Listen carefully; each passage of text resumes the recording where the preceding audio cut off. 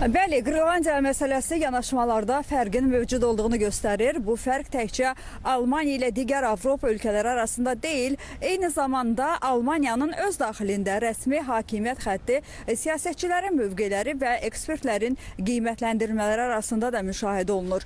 Almaniya kansleri Friedrich Merz Qırlandiyanın təhlükəsizliyinin təmin edilməsində Birləşmiş Ştatların da iştirak edəcəyini gözlədiyini bildirir. Merz NATO müdafiə alyansı çərçivəsində razılaşdırılmış bir həll yoluna ümid eləyir.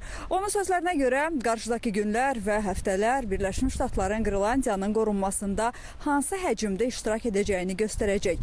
Avropalı ekspertlər isə xəbərdarlıq eləyirlər ki, Qırlandiyanın Birləşmiş Ştatlar tərəfindən nəzarətlə bağlı mümkün iddiaları NATO daxilində dərin böhrana səbəb ola və hətta bəzi Avropa ölkələrinin alyansı tərk etməsi ilə nəticələnə bilər. Vaşinqtonun Qırlandiyaya artan marağı Avropa ölkələrinə aydın bir mesaj verir. Müttəfiqlər bərabər tərəfdaş kimi deyil, daha çox potensial rəqiblər kimi qəbul olunur. Qeyd edeyim ki, Qırlandiya müstəsna strateji əhəmiyyətə malikdir. İqlim dəyişiklikləri nəticəsində Arktik dəniz marşrutunun açılması regionda qüvvələr balansını köklü şəkildə dəyişib.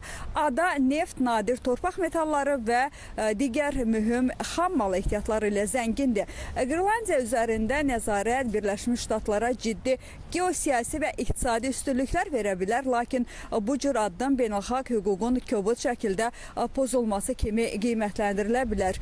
Avropa ekspert dairələrində isə məsələni NATO şurasında qaldırmaq və Qırlandiyada alyansın birgə missiyasının yaradılmasını rəsmi şəkildə təklif etmək ideyası müzakirə olunur.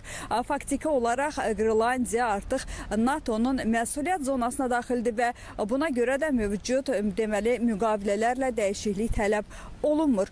Telegraf nəşrinin məlumatına görə Böyük Britaniya hökuməti Avropa müttəfiqləri ilə birlikdə Qırlandiyada NATO kontingentinin mümkün yerləşdirilməsini müzakirə edir. Məqsəd bu addım vasitəsilə Birləşmiş Ştatları adaya nəzarətlə bağlı mümkün iddialardan çəkindirməkdir. Diplomatik səylər nəticə verməsə, Avropa İttifaqı iri Amerika şirkətlərinə qarşı sanksiyaların tətbiqini nəzərdən keçirir.